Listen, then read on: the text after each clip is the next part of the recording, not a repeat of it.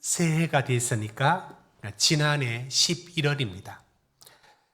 우리나라 불교 대표 종단인 조계종의 총무원장이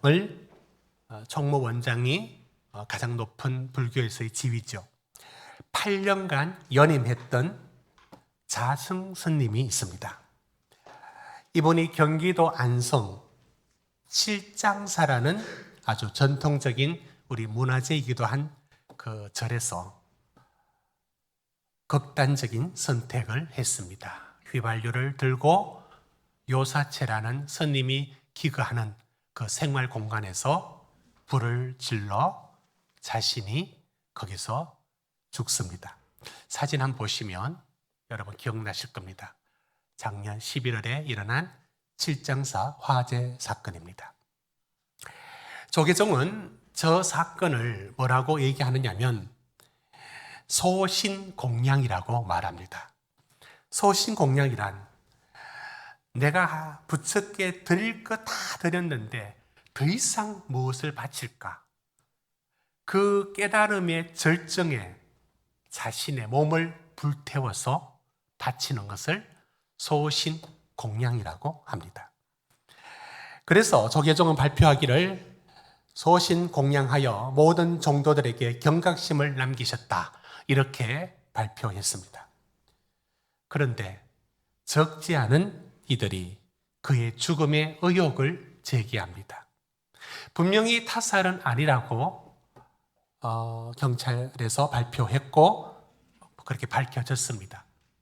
그러면 스스로 죽었는데 그걸 소신공양이라고 말을 하는데 주저하게 되는 이유가 있습니다. 만약 그가 성철 스님처럼 참선을 하며 그 도를 닦기 위해서 온 몸으로 헌신을 하고 도를 닦았다면 그분은 한 번도 누워 잔 적이 없다잖아요. 성철 스님은 정진하기 위해서 항상 바른 자세로 도를 닦았습니다.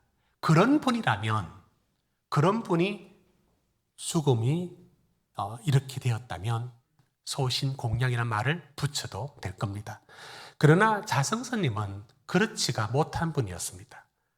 이분은 굉장히 실력을 가진 분이었는데 그 실력이란 건 다른 게 아니라 불교계의 모든 은퇴 후에도 불교계를 좌지우지하는 권력자로 군림을 했습니다. 모든 걸 다 누렸고 대통령, 국회의원 모두가 정치에 나선 사람들은 이분과 악수하는, 만나는 장면이 있어야 불자들의 표를 얻을 수 있는, 그래서 모두 다 줄 서섭니다. 이분을 만나려고.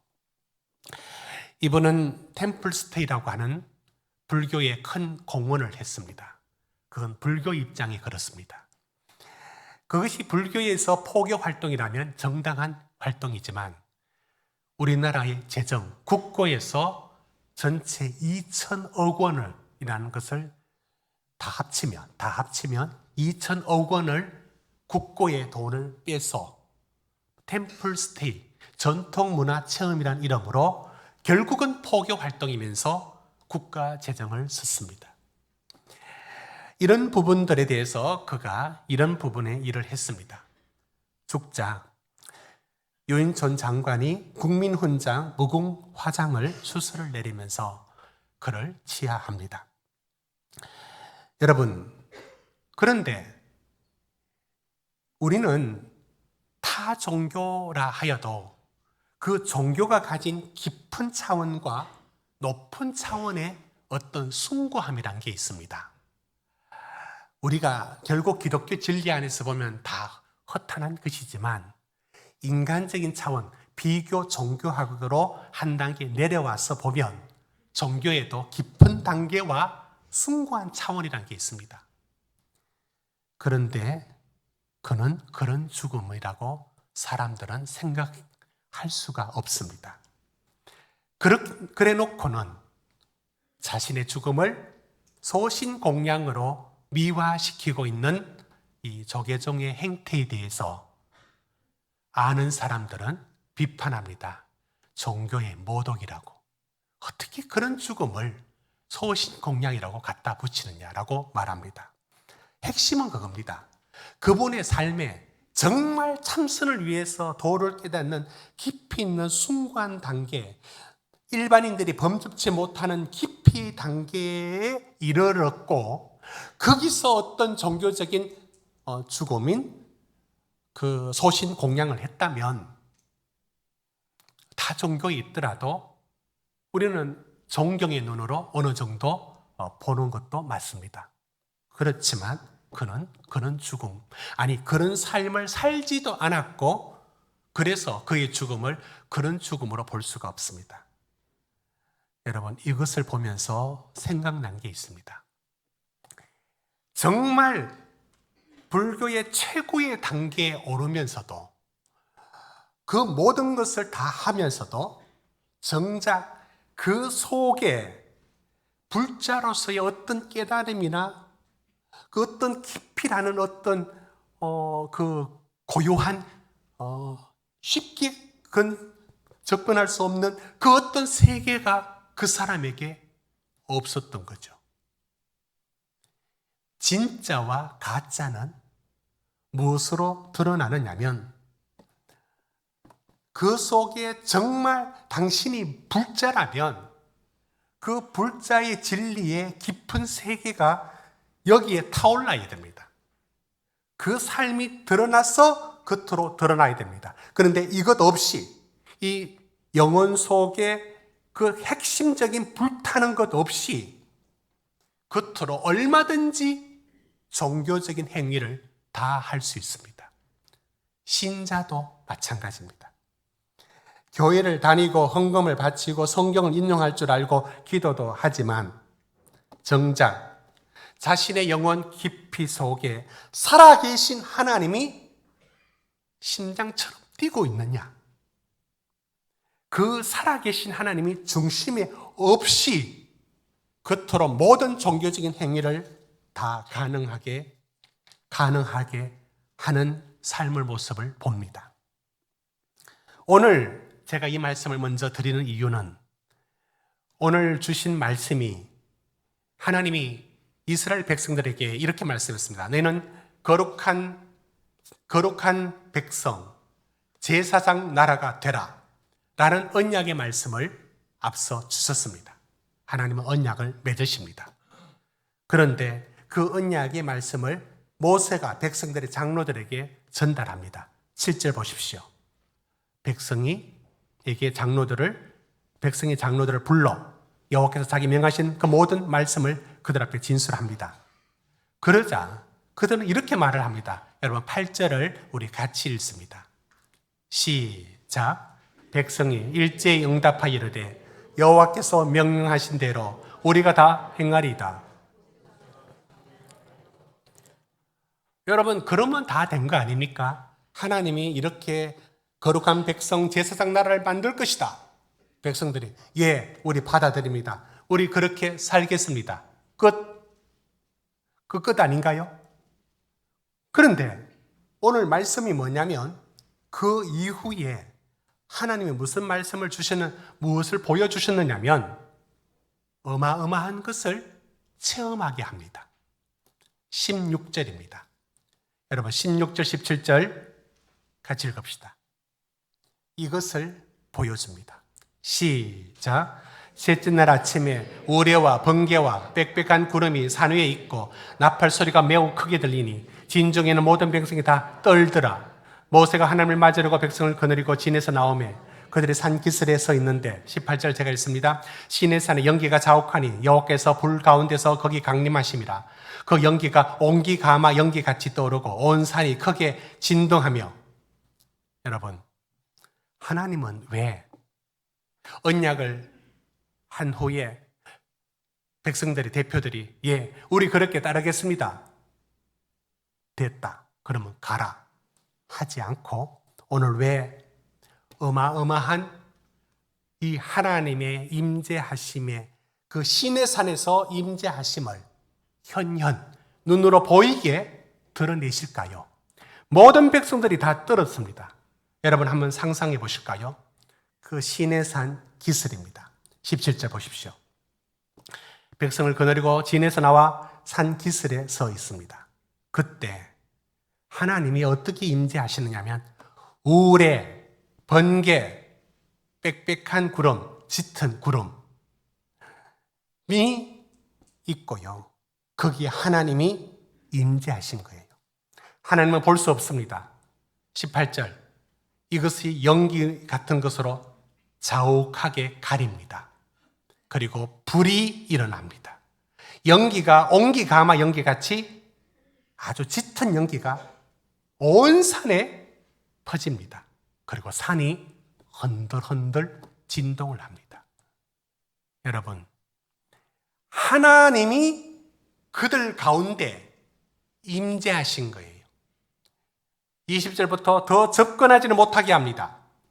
그러나 그들에게 보여줍니다. 하나님이 어떻게 크신지, 어떤 역사를 베푸는지, 그 하나님의 존재하심의 영광이 어떤 것인지 그들은 눈으로, 귀로 볼 수 있게끔 역사하셨습니다. 모두가 벌벌 떱니다. 이 떠는 것은 단지 두려움이라기보다는 경외. 정말 두려운 하나님, 그러나 경외심으로 떨고 있습니다. 이런 역사하심의 임재가 왜 필요했을까요?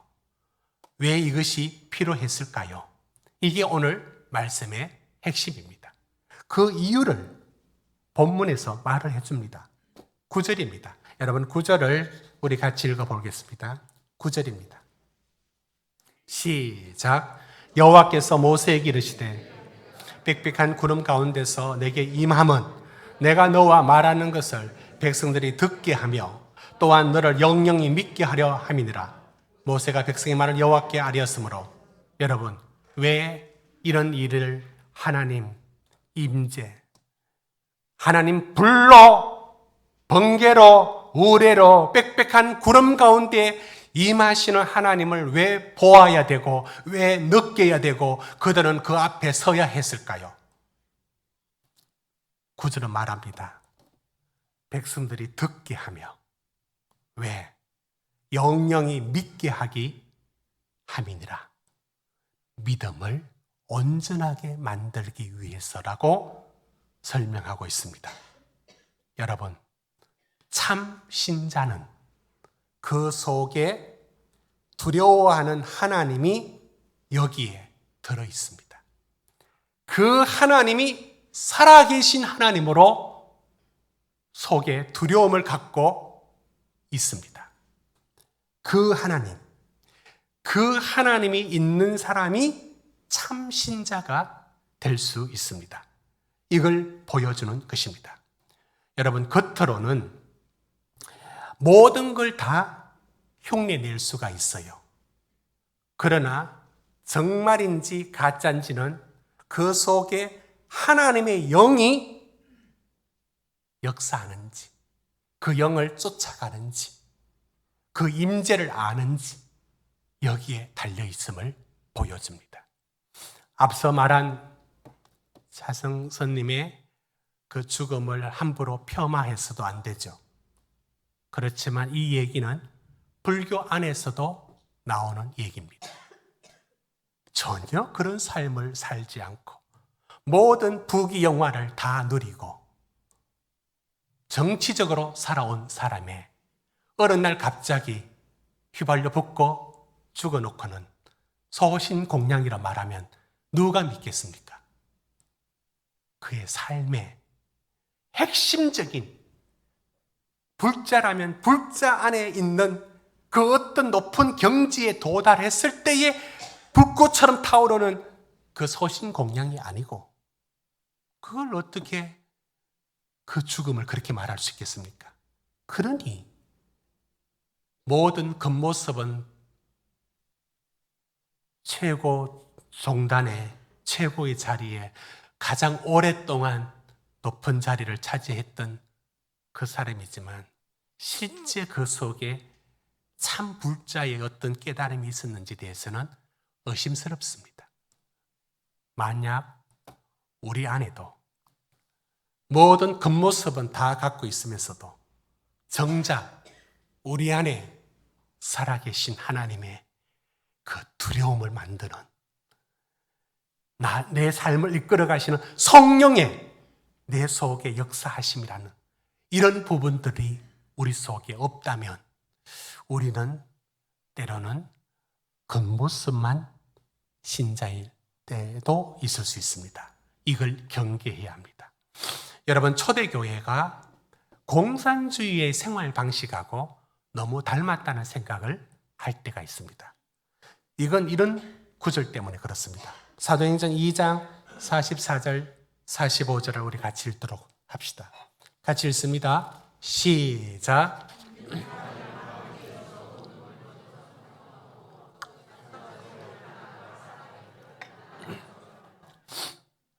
보십시오.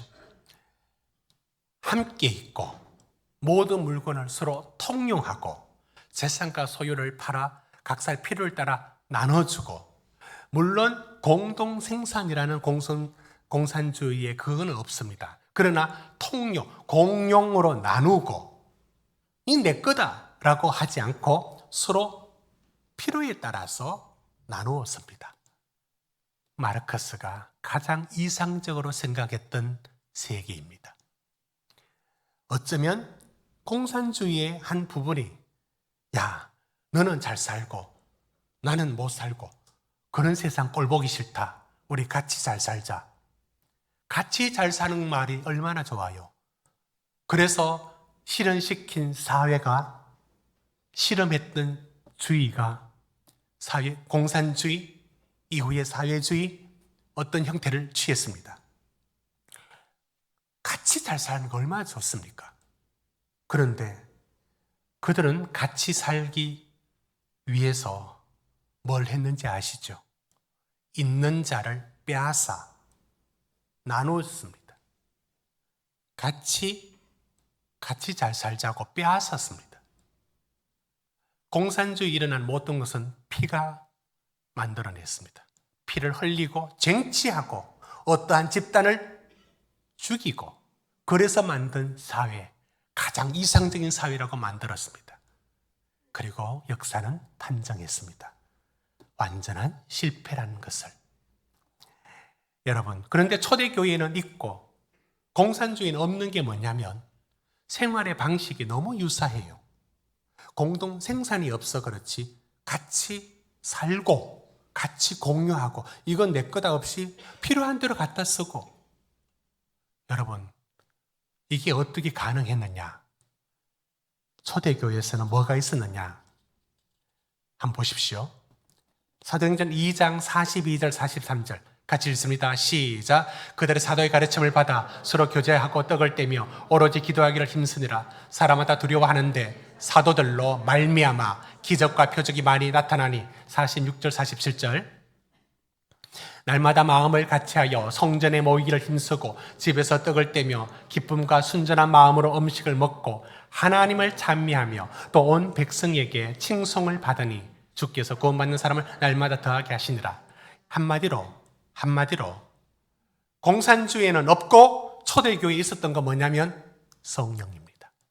성령이 그 속에서 역사함으로 서로를 나누고 베풀고 내 거라고 말할 마음이 안 생기고 서로 위하는 마음들이 만들어낸 공동체의 초대교회. 반대로 공산주의는 그걸 인위적으로 만들려고 강제로 빼앗아서 억지로 나누고 말 안 들으면 죽이고, 이 결정적인 차이를 볼 줄 알아야 합니다. 여러분, 겉으로는 너무나 유사하지만 그 속에 무엇이 있는지가 핵심입니다. 성령이 초대교회는 그렇게 만들었고 공산주의는 악령이라고 말할 수 없겠지만 악령 같은 것들이 들어있는 것 같아요. 그게 없었습니다. 성령이 없었습니다. 참 신자는 그 속에 세상이 줄 수 없는 하나님이 그 속에 역사하는 게 있어야 되는 겁니다. 그게 신자입니다. 여러분 속에 가장 두려움을 만들어내는, 그러나 그 두려움이 세상적인 두려움이 아닌 그 두렵고 나를 떨게 만드는 강력한 하나님의 임재하심을 여러분은 알고 있어야 되고, 여러분 속에 내주하시는 성령님의 역사하심에 따라갈 줄 아는, 성령을 쫓아 사는 그 사람이 참 신자인 겁니다. 여러분, 사도 바울이 어떻게 해서 가는 데마다 뜨겁게 복음을 전하고 자기가 하나님께 부름받은 종이라고 확신에 넘쳐서 말을 할 수 있었는가? 그가 가진 기독교의 이론, 진리, 교리를 깨우친 사람이 아니에요. 내가 기독교를 박해하다가 기독교 공부해가지고 깨달았다. 물론 이 깨달음에도 성령님의 역사가 있을 수 있지만 그런 식으로 지식으로 기독교를 받아들인 사람이 아니에요. 사도행전 9장 3절에서 5절에 사도 바울은 다메섹으로 올라가다가 그가 부활하신 주님을 만나는 장면이 나옵니다. 그리고 바울은 이 얘기를 앞으로 2번이나 더 하면서 전체 3번이나 이야기가 나옵니다. 바울아, 네가 왜 나를 박해하느냐? 바울은 거기서 꼬꾸라집니다. 그 빛을 보고 눈이 어두워집니다. 그리고는 말합니다. 주여, 이거 어찌합니까? 바울에게 예수는 부활하신 예수, 십자가에 죽으신 후에 그 믿는 자의 그 종교라고 비판했던 바울은 예수를 실제 만난 거예요. 그게 그 평생 그 속에 띄고 있습니다. 실제 만난 예수를 전하는 거예요. 그는 기독교를 지식이나 교리로 설명하려고 들지를 않습니다. 이것이 참 신자를 참 신자되게 만듭니다. 제가 그분을 자꾸 끝까지 언급해서 죄송하지만 조계종의 최고의 자리에 남이 누리지 못하는 그걸 2배나, 우리말로는 총회장, 총무원장을 2번이나 열임하면서, 아니 이후에도 수많은 사람들이 그에게 정치 입문하는 모든 이들이 다들 그분 앞에 굽신거리며 어마어마한 재원을 받아냈던 그가 정작 참 불자의 그 세계에 들어가지 않고도 저 자리를 누리고 사는 것을 봅니다. 우리에게 교훈을 삼으려고 죄송하지만 그분을 들고 나왔습니다. 우리도 자칫하면 여러분 속에 성령을 쫓아가는 것 없이 내 생각대로 다 살면서 직분 가진 몇 가지로 기독교인이라고 말할 수 있을까요? 핵심은 당신 속에 성령이 역사하고 있는지, 그리고 그 영을 쫓아가는지, 이 2가지가 있어야 합니다.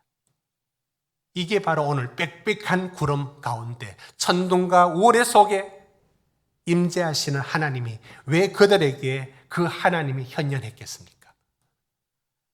그래야 20장부터 나오는 십계명의 말씀을 쫓아가더라도 그 속에 살아계신 하나님이 들어있고 말씀을 쫓아갈 수 있는 것이고, 앞서 언약을 맺었습니다.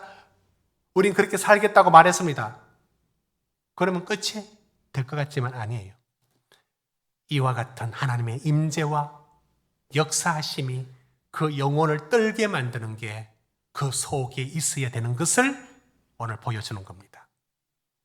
여러분, 열처녀 비유를 마지막으로 오늘 말씀을 맺을까 합니다. 너무나 잘 아는 비유입니다. 슬기로운 5 처녀가 있었고 미련한 5 처녀가 있었습니다. 이들은 신랑을 기다립니다. 그 신랑을 기다릴 때 주님은 재림을 염두에 두고 이 비유를 말씀했겠죠.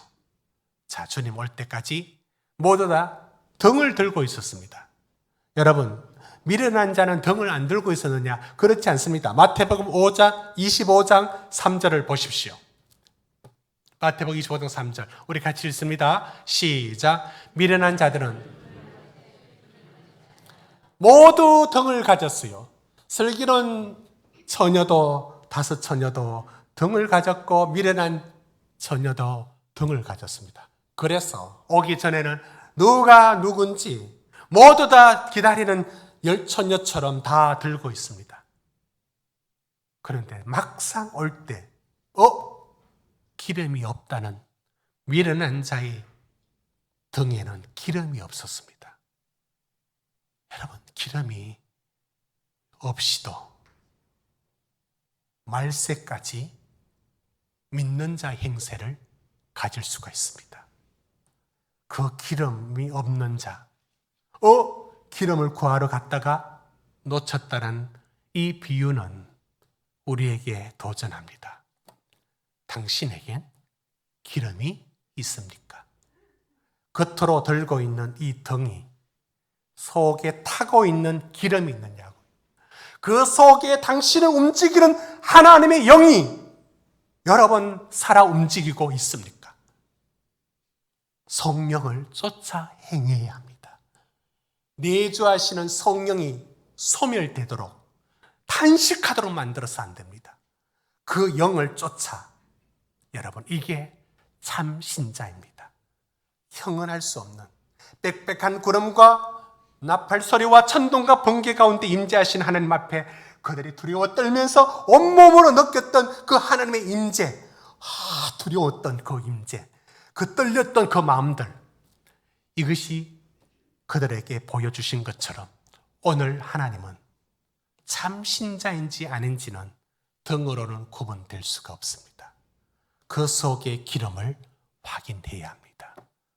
성령의 뜨거움과 성령을 쫓아 사는 삶이 있어야 합니다. 여러분 속에 불타는 꺼지지 않는 불, 떨기나무의 그 불이 여러분 속에 타오르고 있습니까?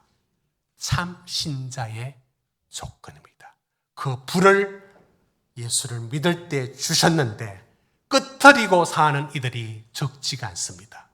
그 불이 그 성령을 쫓아 두렵고 떨리게 만드는 그 영을 쫓아 살아가는 핵심이 여러분 삶에 있어야만 참 신자의 삶이 되는 것입니다.